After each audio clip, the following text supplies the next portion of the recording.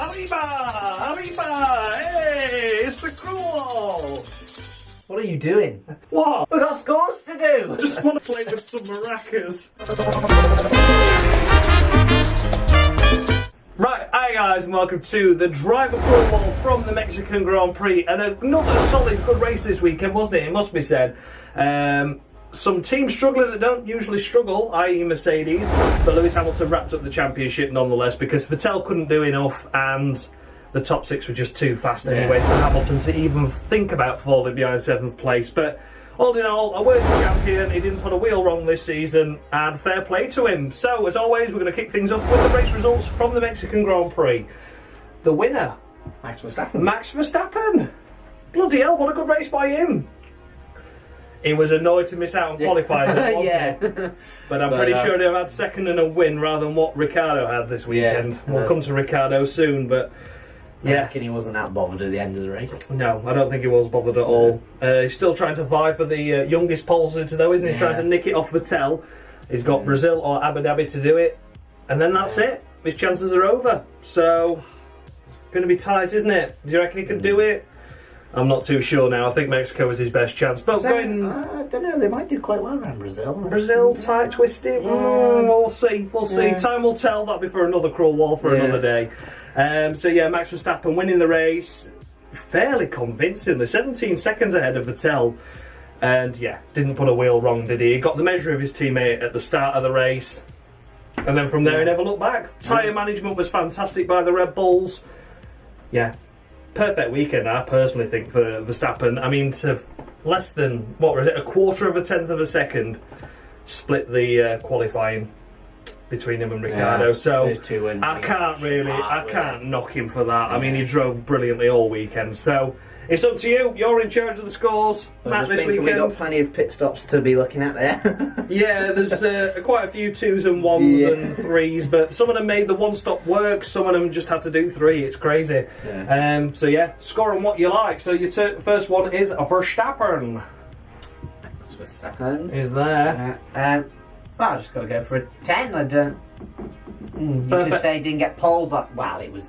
It was all much of a muchness, wasn't it? Yeah, fantastic result by Verstappen, winning the race. Well done to him. Yeah. Next up is Sebastian Vettel. Commiserations, didn't win the championship, but he fought hard for that second place, didn't he? Yeah. Qualified second, had to overtake Hamilton to get ahead, and then Ricciardo was putting a lot of pressure on before Ricciardo broke down anyway, so he would have got him, I think, personally, but even so, Ricciardo didn't deserve the look that he got. Vettel, he had to do 2 stops just like Verstappen did, but really, his tyres were struggling more than the Red Bulls anyway, so yeah, I don't really know what to say about Vettel. I think he was gutted. I think he would have Ricciardo. He would have had Ricciardo. He would have got second. Yeah, but not in the way that he did. Yeah. So yeah, Vettel, he was devastated obviously to lose the championship this weekend, but fair play to the pair of them actually, Hamilton and Vettel. They showed a lot of respect to each other. Vettel went round congratulating the Mercedes team, you know, they embraced each other. There was quite, you know, it was just nice to see because, you know, it all kicked off at Baku last year and we thought, oh, that's it, it's all over between the friendly rivalry, shall we say, but it's clawed it back, and Vettel knows he's got a lot of looking to do and searching to see how he can not spin when he comes into racing. You know, I think that's really been costly, but fair play to Vettel. His race this weekend, overall, did the best job he could with the car he had, and the tyres weren't working with that Ferrari at all, so he's up there in 3rd. Qualified 4th, had a good race, finished second. Battled hard, but fair. It was fairly decent, so yeah, scoring what you like. Give him an 8 points, I think that's fair. Yeah, definitely. Then we've gone to Kimi Räikkönen, the loneliest man on the grid, it must be said.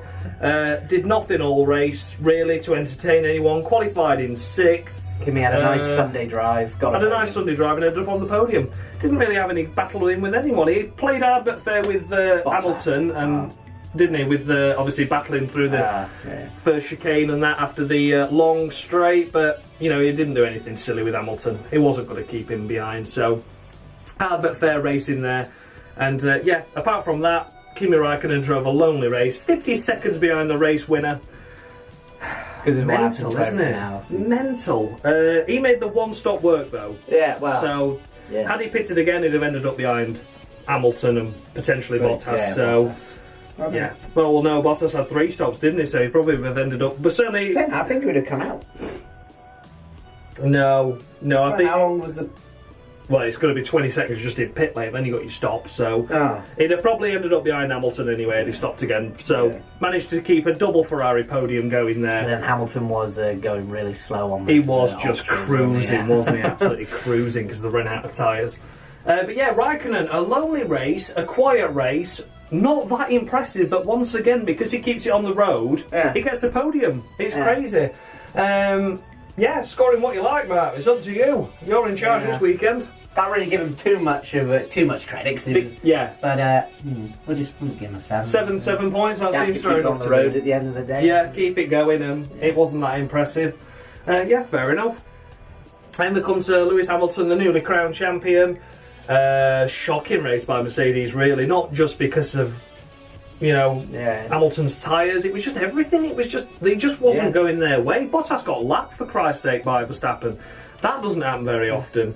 Wasn't just the tyres to Hamilton. Both of them were struggling. Both of them were pathetic this weekend, it must be said. And like we said, Hamilton was just limping it round towards the end because his tyres were dead. He just wanted to get home in fourth and win the championship. So he'd like to win, but when there's like 10 laps left, he thought after. We always say it always ends up a messy podium when a winner of the championship isn't on the podium. You know, they've got to get a special place for the champion, and that's twice it's happened this year at Mexico as well. Hamilton didn't score points last year, did he? So, he's disqualified anyway. That's because of his Russian antics. Yeah, we'll just put a line through, I'm afraid. Put a line through Bottas. Yeah, put a line through Bottas as well. We've explained Bottas' race was just as pathetic as Hamilton's. So, and again, even with them not being disqualified, I wouldn't have scored them all that highly because they had a pathetic race. You know, it was a really bad race. But congratulations to Hamilton nonetheless. But unfortunately, the antics at Russia mean you're disqualified. I've got nothing against Hamilton, to be fair, this weekend. I thought he drove really maturely. And he, like I say, he embraced Vettel. It was a worthy champion. You couldn't say anything other, can you? Worthy champion this year. Vettel made the mistakes. Ferrari made the mistakes.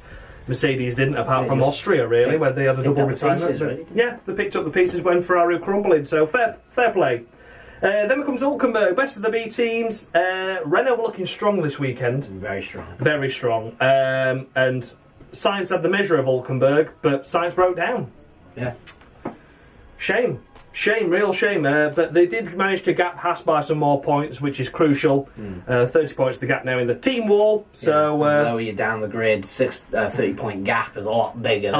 Because you think realistically all you're ever going to get is 7th and 8th if nothing happens to the big boys, which is only 10 points. So they're going to need something special now, Haas. Brazil do like to do a few spills now. Yeah, Brazil does spring up some surprises, doesn't it? I mean, a few years back where Caterham managed to leapfrog Manor, wasn't it? Or Marussia, it was then. But yeah, as for Hulkenberg, a good race weekend by him and a good race weekend by Renault. So, scoring what you like is there. Where is he? There he is. Just a solid 8, really. Solid 8, yeah, fair enough. Did well, good drive. Then we come to Charles Leclerc. Brilliant race by Leclerc. Cracking race by Sauber, to be fair. They drove really well. They've leapfrogged Toro Rosso now in the team's championship as well. So yeah, what do we say about Leclerc? It got into the top 10. It looked like they were more going for Saturday glory. Yeah, but that wasn't the case. Yeah, because obviously they'd started on the hypersofts. So we thought, going to be difficult to make that work. But in the end, they pulled it off. A double points finish for them. Leclerc finishing 7th, 6 points on the board. Fantastic effort, I must say. Qualified well, raced well, finished well. Yeah. There you go. What are you going to give him? A solid 9. 9 points. 9 out of 10. Because I think Ericsson drove a better race. But we'll come to it in a sec. Then we've got Stoffel Van Dorn. His first point since Baku in April, so a 6-month drought has come to an end. And it was well deserved. Definitely. He drove well. He made the one-stop work. Yeah. Fantastic effort is all I can say for Van Dorn. Didn't qualify well, but that's just because the McLaren's crap. What can we say? One thing that I noticed as well is Ericsson, Leclerc and Hulkenberg, they all started on the hypersofts, and then he did one extra stop. Yeah, it's crazy. Why was the other... Yeah, it's they were all crazy. struggling Yeah, on the it's tyres. mental how it ended up working. Yeah. Fair play to him. The hypersoft clearly worked for the B teams more than it did for the faster team. Strange, really. Obviously, track temperature playing a big part in that, but There's a bit. It looks like a bit of the hypersoft works better than the ultrasofts. in some aspects, yeah. But fair play to Van Dorn, definitely. A great race weekend. Of course, he's Formula E bound now. Yeah. It's just nice to see him get some more points on the board, and it has helped him with the Force India battle, hasn't it? Of course. Yeah, they're ahead of now, or a bit further ahead. So, yeah, score him what you like. We'll give Van Dorn. He didn't. Yeah, we'll just give him an 8. I can't. 8 points, yeah, I think that's fair enough. He did well. Qualifying was bad, but again, I think that's more due to the car. But a great recovery drive this weekend. Then we come to Ericsson, my personal driver of the day. Yeah, mine as well. Mine as well. Yeah, it was a fantastic effort. Unseen by the cameras this weekend. Ericsson had a really slow pit stop and ended up 15 seconds behind Sorokin, and he was firmly in last place. And for him to drag that back up to 9th place in the Sauber, fantastic effort, absolutely amazing. Without that pit stop, he'd probably got 8. Yeah, without that pit stop issue, I reckon he could have been ahead of Leclerc. Well, yeah. To be honest, I think, or certainly with him, because there was only a few seconds between them. Well, yeah. Before the start of the pit stop, so. But it's one of those things when your team mess up, it's great drive to recover it. Yeah, I mean that was the only mistake Sauber made this weekend, to be fair, and for him to drag it into 9th, fair play to him. And he didn't really benefit that much from retirements ahead, because it was only really Ricciardo that went out ahead of him. Yeah. So fair play to him. So Ericsson, 9th place, my personal driver of the day. Because of that, he gets a big fat 11. 11 out of 10. That's brilliant. Just like where Williams are in the constructors, isn't it? They're 11 out of 10. God. Anyway, we come to Pierre Gasly now. Another really good drive by Gasly this weekend. He's not had a very good run of it lately, has he? But started last, finished 10th, picked up a point for Toro Rosso. The best he could ask for, really. Great drive again. These bottom half of the field did really well to pick these points up. Here he is. Gasly's there. Needs some gas for his asses, fuel for his mule. What are you going to give him? Qualifying, they had loads of penalties. He was going to finish at the back of the grid anyway. It doesn't matter if he bloody finished 10th or one. He was probably going to finish back. Can't remember. He got 15. He got 15 places. Exactly. So I'm going to give him a big fat 9. 9 out of 10. Good stuff by Gasly. Great drive. Well deserved, well done Gasly. Then we come to Ocon. Oh, that was a shite race by Ocon, wasn't it? Flicking bits of his car off left, right and centre. Had the incident at lap 1 where he crashed into the back of Hulkenberg. A bit of Ocon's front wing ended up underneath Alonso, which blew Alonso up. So, yeah, what can we say? Then he had the running with Hartley, where he got damaged and damaged Hartley's car a bit more, and then he nearly pushed Gasly off the track by moving a bit too late into the second chicane. Weekend to forget by Ocon, but to be fair, the pressure's there from him because he's probably not driving next year, is it? And it's such a shame to see, especially when the rumouring Esteban Gutierrez will be back at the Williams seat. I don't know. I genuinely don't know if the crew will be able to take it next year with Gutierrez, Kvyat and Stroll. If that happens, I think this is going to go into meltdown. But we'll take it as it comes. That's all next season's issues. So for Esteban Ocon, poor weekend this weekend. He's undone his good run of form. One? Do you want to make your one a bit bigger though? Yeah, we'll make that big. A whopper one. There we go. We got a whopper one. Big. Fat one. Yeah. Look at that, he's perfecting it now. So yeah, Ocon, 1 point. I can't fault you for that, to be honest with you, mate. It was a poor race. Then we have the two Williams boys of Stroll and Sorokin finishing 12th and 13th. Yeah, I don't really know what to say about them, to be fair. There was the cars at the back of the grid. It's so difficult to judge. Yeah. Stroll outraced Sorokin, though, to be fair, and Stroll did 2 stops. So fair play to Stroll for that. Although Stroll was in the meetings God knows how many times, wasn't he, this weekend? FP1, FP2, I think he cut the chicane where he was supposed to go past one of those bollards. You know how they have those rejoining bollards for safety. He missed those twice but didn't get a penalty because obviously Daddy's money just went wafting that around. And then the pit stop where he nearly tried to kill a mechanic, he got fined €25,000 for. or the team did anyway. But apart from that, with the most Williams drivers, it was more of just how bad the people behind them did. Yeah. Just one of them, really, wasn't it? Yeah, it wasn't a great weekend like by the pair of them. Like Haas, for instance. Haas went nowhere this weekend, no. So scoring what you like anyway. Stroll and Sirotkin are there and there. They'll be tumbling down the order next year. Oh well, there you go. Stroll's disqualified. So just put a line through. There you go. 5 points. Yeah, Sirotkin did okay, but nothing special. Then we come to Brendan Hartley. Potentially he did get damage from the Ocon incident. His floor was damaged, so that could have cost him positions, but I think he'd have only got ahead of the Williams. Yeah, he weren't scoring points. He weren't scoring points.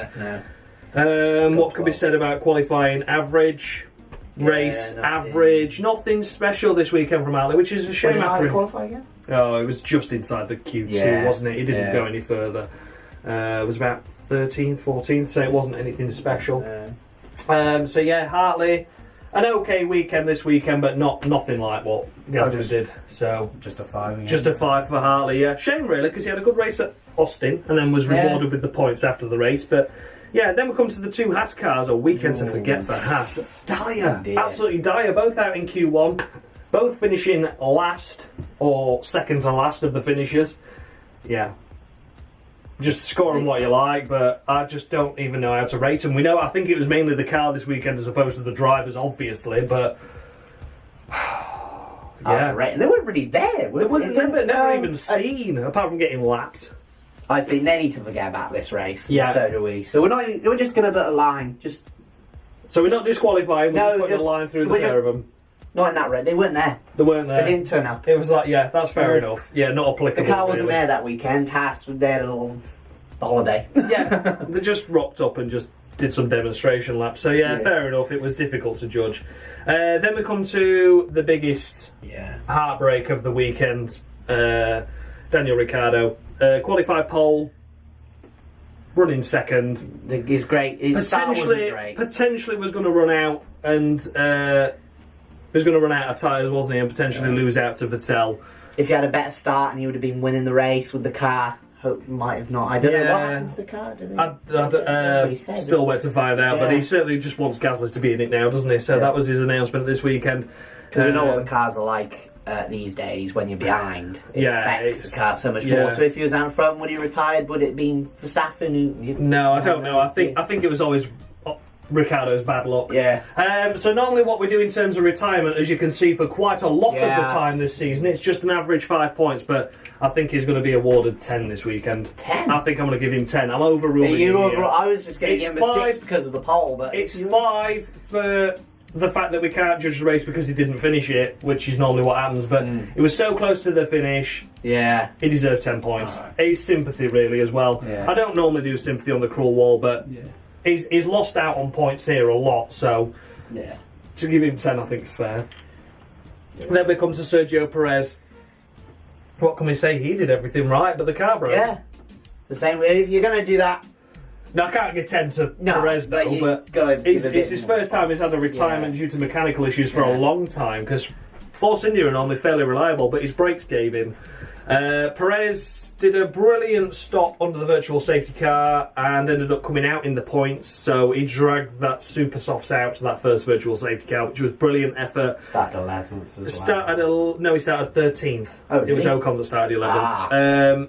So yeah, for Perez, he'd have done well. He was out racing Ocon. Ocon was driving a scruffy race. But I think he would probably finish 6th. He'd have been 6th or 7th definitely this weekend, so... Unfortunate, really, in front of his own fans as well. I always like to see a driver do well in front of the home crowd. And it hasn't really happened this year, has it? Hamilton had a bit of a mare at Britain. Vettel threw it off at Germany, and now Perez at Mexico. So, shame, really. So, Sergio Perez scoring what you like. An unfortunate race weekend. 7 points, I think, is fair, If qualifying would have been better. Yeah, if he'd have out-qualified Ocon, maybe. Then we come to Carlos Sainz, another great racer. Out-qualified and was out-racing Hülkenberg and then broke down.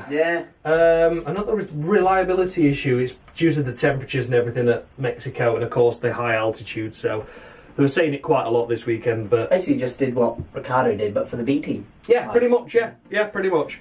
So yeah. Give him a 9. 9, fair enough. And then we come to Alonso. I think just stick. Yeah. Give him 5 points. That one's a 5. Yeah, cool. Now, as always, that is the drivers completed. And yeah, it's time to award Palmer of the Week. So I'll let you go get him, Matt. I'm going to get Jolien. You go get Jolien. So here it is, everyone. It's Jolien Palmer for Palmer of the Week.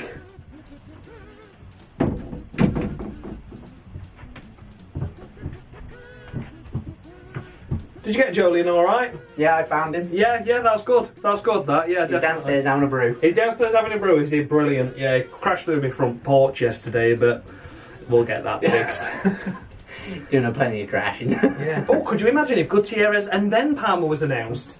Palmer at Toro Rosso and Gutierrez at Williams. That would certainly be an interesting season, that wouldn't it? There'll definitely be a few safety cars next season anyway. Well, there's guaranteed, isn't there? That's all but guaranteed. Yeah, so as always, thanks a lot for watching, guys. Be sure to like, comment and subscribe if you're new. Did Matt, I should say, score any too high, any too low? Is there any you agree or disagree with?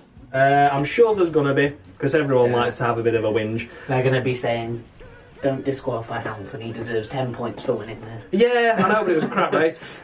So yeah, there we go. As always, guys, much love, I guess. That's been Matt. I haven't even got a YouTube channel for him. No. He's just Matt. I'm a nobody. He's a nobody. You don't need to worry about him. So yeah, thanks a lot for watching, guys, and much love. And then what, I assume we're staying this side? We'll swap sides. It's amazing, isn't it? Amazing. Yeah. What editing can do.